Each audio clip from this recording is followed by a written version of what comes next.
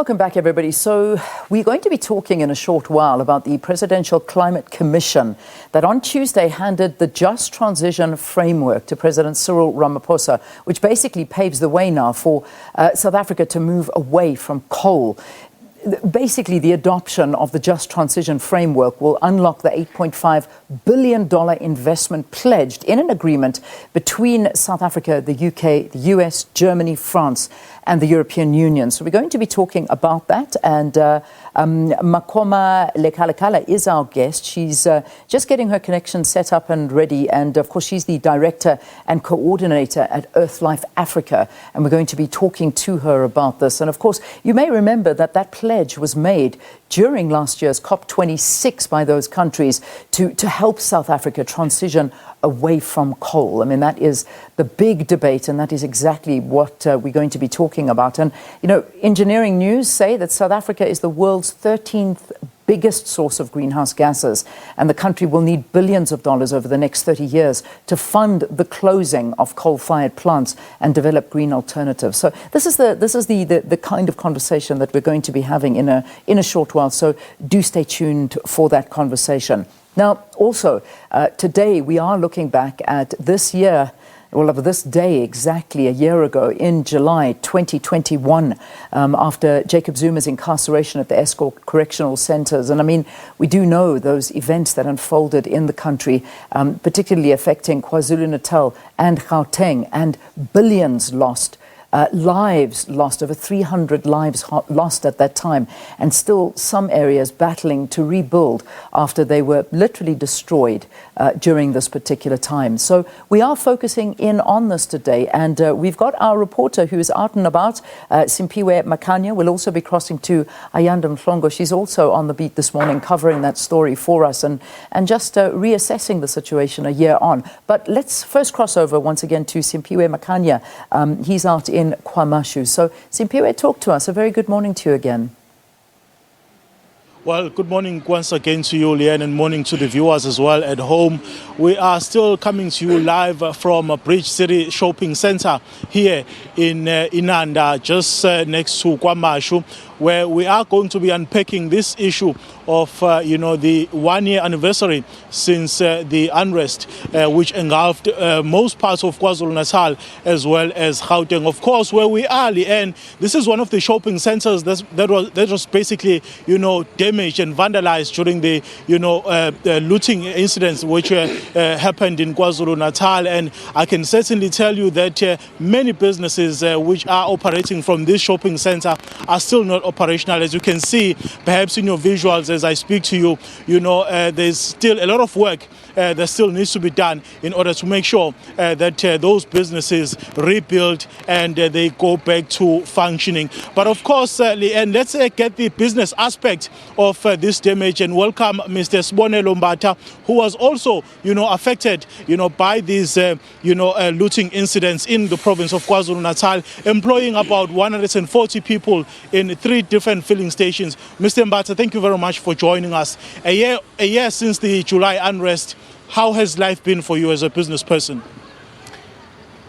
I don't know. I think difficult is an understatement, yeah? It's been one of the most challenging times that none of us would have predicted in our lifetime. There's certain things that you watch in movies and you just hope that somebody's going to wake you up and tell you that you've been dreaming. But it was a reality. It's been tough. It's been tough not only for business people, but mainly for the employees whose livelihoods depend on these businesses. One of my service stations, which is just a couple of meters away from here, just opened up literally Friday last week. We opened our doors, and one of the things that really moved me the most, and I think we've been oblivious to this for the longest time, is the real impact this has had on the lives of our employees. One of the guys, when we welcomed our very first car into the pumps, literally almost burst into tears. I couldn't look at his eyes because I realized that I myself am going to just start crying. And that's really how much impact this has had in their lives. In terms of the rands and cents, Mr. Mbatha, we are talking about the human aspects to it. For you personally, how did it affect you?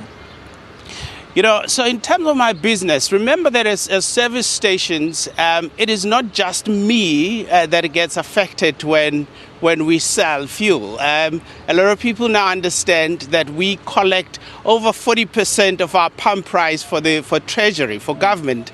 And I lost a lot of money. My employees lost their income. Government lost a lot of revenue. Taxpayers lost a lot of money to support them. So this has really been a knock-on effect on many aspects. And I think a lot of people don't realize how important a service station is in South Africa, because it really supports so many stakeholders that benefit from the pump, or rather the price of fuel. You are fully operational now, but of course you must be worried about the environment in which you operate in after the July unrest. What is your sense on the ground in terms of the environment in which businesses operate in the province? I cannot stand here and say I am not scared. I'd be lying to you if I say that I am fully confident that something that happened and that we witnessed will never happen again. I hope and pray that it shall never ever happen again. But do I have confidence? Absolutely not. Because I think one of my biggest fears is that at some point, you and I never ever witnessed people closing roads and burning tires and burning schools because of the pothole that they were complaining about. And today it has become a norm. We've sort of normalized those things. And one of my biggest fears is, are we going to normalize unrest in South Africa?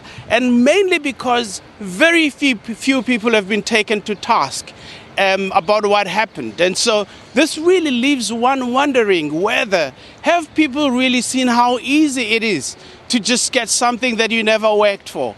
Will they do it again? Will they, when they're grumpy about something that's totally unrelated to my service station and my business, and they come and vent their frustration to me, who I've got nothing to do with? So it really is frustrating. I must be honest, I am scared. And I need our government authorities and our security services to give us full confidence that this shall never happen again. Speaking of government, let me pose this question to you, Mr. Mbatha. Do you think that as a business person in South Africa that government failed you when you look at the events that unfolded in July? Government tried in many different aspects. You know that there was the likes of the NEFs that came and said, look, we can do something. And all other stakeholders and private banking institutions that also came to the party.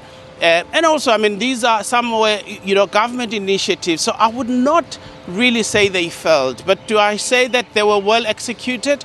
Perhaps there is some challenges that we still have as a country in terms of the DFIs that we have, the turnaround times, the red tapes that we still experience, even when certain things have to be done, promptly and respond promptly. But I mean, if you are asking somebody whose business is burnt down and you're saying, I'm going to fund you when you produce a tax clearance certificate, it's like you're just dangling a carrot, but you know that they're not going to get it. But I just want to show an intention that I wanted to do it. This is my views. And I think there's just certain things that we can still do better. But I certainly commend government for really trying. What are those things? What are the possible solutions, Mr. Mbatha?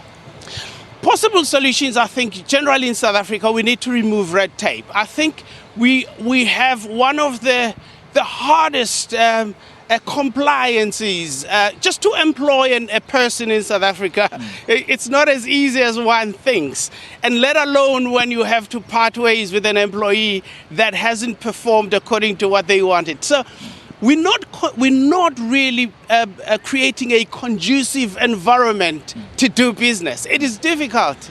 We have so many compliance things we've got to deal with.